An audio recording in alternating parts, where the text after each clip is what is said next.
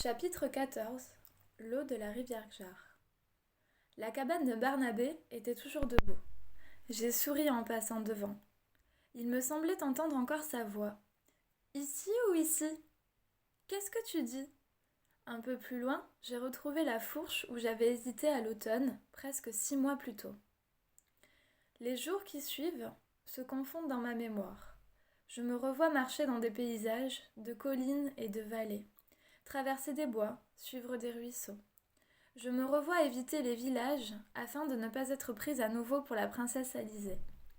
J'ai dormi dans des granges, j'ai dormi à la belle étoile. Parfois, je n'ai pas dormi du tout. Je me rappelle avoir eu soif et faim aussi. Pour la première fois depuis le début de mon voyage, mon estomac criait famine et je repensais sans cesse aux petites tartes d'Étiennette dans le four, appétissantes et dorées. J'aurais donné pour mordre dedans toute la fortune que je n'avais pas.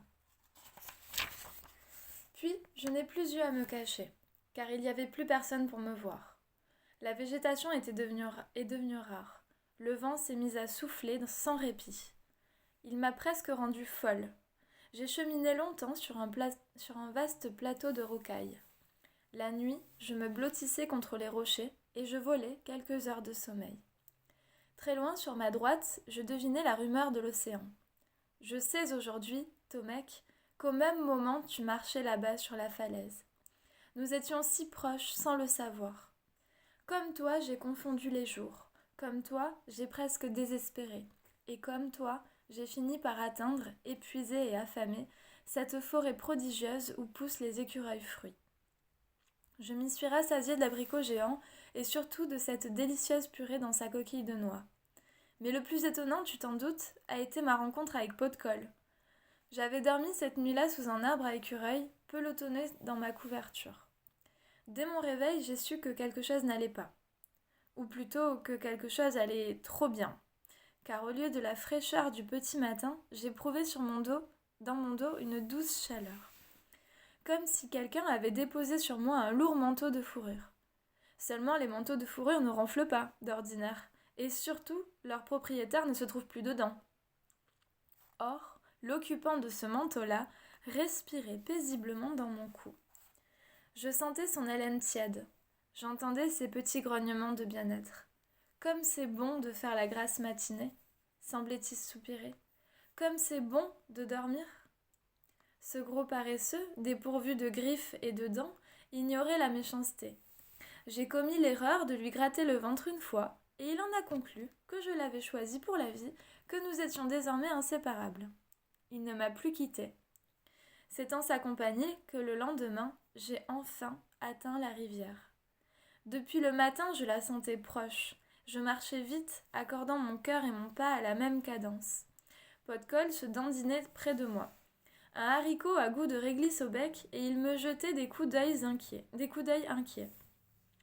Je ne sais pas où tu vas si vite, mais puisque tu y vas, j'y vais. Vers midi, nous avons escaladé une colline, et là, je suis soudain restée sans voix. Elle était là, à mi-pied, large et sereine, silencieuse. La rivière Gjar qui coule à l'envers.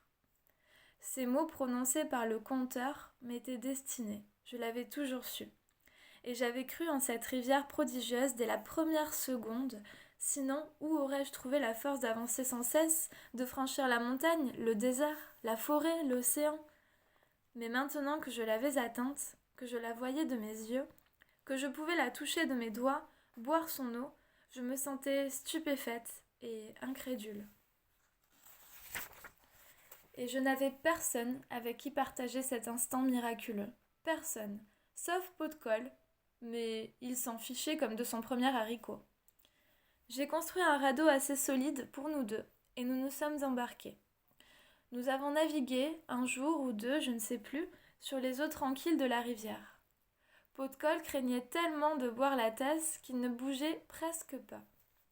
Je lui caressais la tête pour l'encourager. « Allons, Pot-de-Colle, tu ne risques rien. Ou bien, est-ce que par hasard tu ne saurais pas nager ?»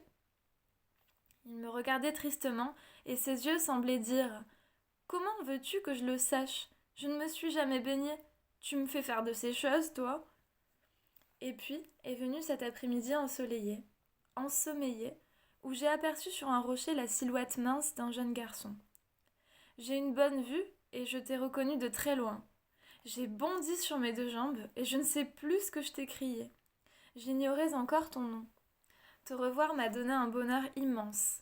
Ça voulait dire que tu m'avais cherché jusqu'ici, jusqu'en cet endroit oublié du monde, que tu avais bravé tous les dangers pour y parvenir. Ça voulait dire que je ne serais plus jamais seule.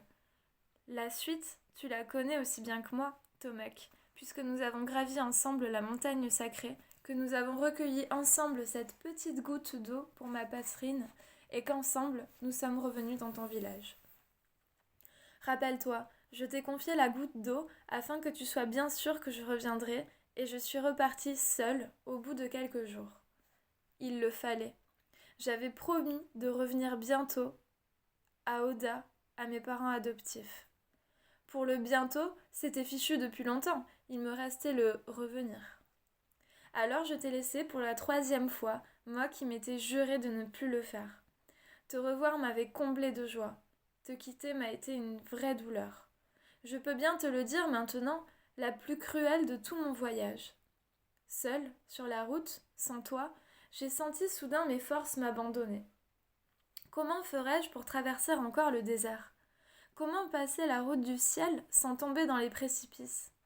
Et si j'y arrivais, retrouverais-je seulement ma poitrine ?